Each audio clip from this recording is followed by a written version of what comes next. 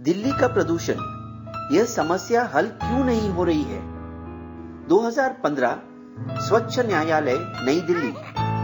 हमें इंसाफ चाहिए, हमें इंसाफ चाहिए। यह सच है, दिल्ली के 3 नन्हे बच्चे भारत सरकार के खिलाफ मुकदमा दर्ज किए। हमारे फेफड़े पूरी तरह विकसित नहीं हुए हैं, हमें प्रदूषण बर्दाश्त नहीं होता। भारत के संविधान के अनुच्छेद 21 के तहत हमें स्वच्छ हवा का अधिकार है। इस साल दीपावली के बाद दिल्ली में AQI 497 था। 0 से 50 अच्छा, कोई असर नहीं। 51 से 100 संतोषजनक, मामूली प्रभाव।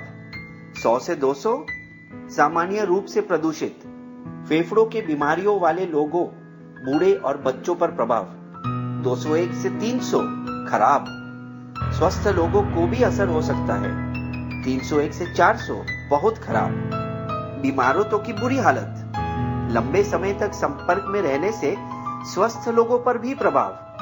401 से 500 गंभीर, हर किसी के फेफड़े पर लंबे समय तक असर। बच्चों से घरों के अंदर रहने के लिए कहा जा रहा है। आज स्कूल बंद है, घर जाओ और अंदर ही रहो। दिल्ली के स्कूली बच्चों में किया गया एक अध्ययन दर्शाता है, आधे बच्चे फेफड़ों की खराबी के साथ बड़े हो रहे हैं, जिसका कोई इलाज नहीं।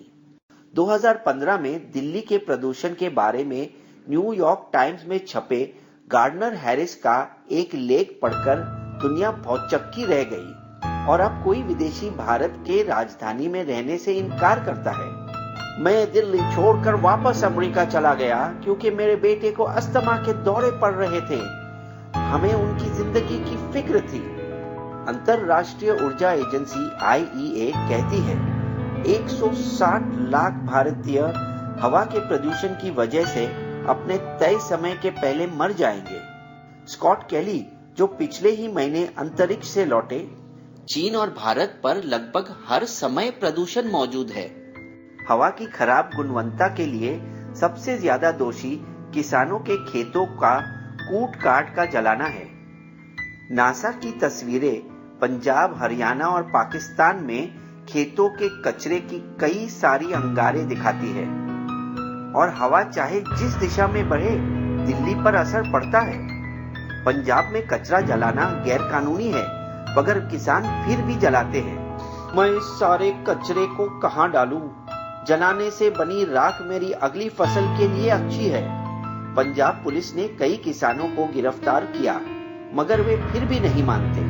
हम रेडियो, टेलीविजन और होर्डिंग के जरिए किसानों को शिक्षित करते हैं और यहाँ तक कि पुरानी फसलों के बचे हुए पुआलों को खोदने के लिए उन्हें मशीन भी देते हैं। दूसरी वजह है डीजल ट्रक, खास तौर पर पुराने ट्रक जो दूसरे राज्य में जाते वक्त दिल्ली से होकर गुजरते हैं। इसे अब रोक दिया गया है। पिछले साल दिल्ली के मुख्यमंत्री अरविंद केजरीवाल ने नई डीजल कारों पर 3 महीनों के लिए पाबंदी भी लगा दी और इसके बजाय सोम, बुध, शुक्र केवल विषम संख्या से खत्म होने वाली गाड़ी चलेगी और सम संख्या वाली मंगल, गुरु, शुक्र को चल सकती है। मगर समस्या दूर नहीं हुई। इस साल वे सुझाव दे रहे हैं, हमें बारिश करवाने की कोशिश करनी चाहिए। ये संभव तो है, पर महंगा है। हम सड़कों की वैक्यूम क्लीनिंग भी शुरू करेंगे। हैरानी की बात यह है कि खाने पकाने के लिए गोबर और कचरा का इस्तेमाल भी प्रदूषण का बड़ा कारण है। लेकिन जैसे जैसे ज्यादा गांवों को बिजली मिलेगी, वैसे वैसे इस कारण में कमी आएगी। बदरपुर और राजघाट के 2 बिजली घर भी हालात को और बदतर बनाते हैं। निर्माण और ढहाने के काम बंद कर दिए गए। कंक्रीट की धूल हवा के प्रदूषण को बढ़ा रही है। कभी कभी तुम हवा में धूल देख सकते हो। ये बड़े कण हैं, 10 ppm से अधिक। मैं मास्क पहनकर इसे छानता हूँ, मगर वाकई खतरनाक तो असल छोटे कण हैं, 2.5 ppm से कम, जहां मास्क भी मदद नहीं करते और ये सीधे अपने फेफड़े में चले जाते हैं। यही असली चुनौती है। इसके पहले कि दिल्ली का हौस खास बन जाए हौस खासी। यदि आपको यह वीडियो अच्छा लगा तो इसे अपने फेसबुक फ्रेंड्स के साथ शेयर करें और बिस्बो हिंदी पेज को लाइक करें और यूट्यूब पर बिस्बो हिंदी चैनल को सब्सक्राइब करें ताकि बिस्बो जब भी नई कहानी पोस्ट करे आपको उसकी जानकारी मिलती रहेगी।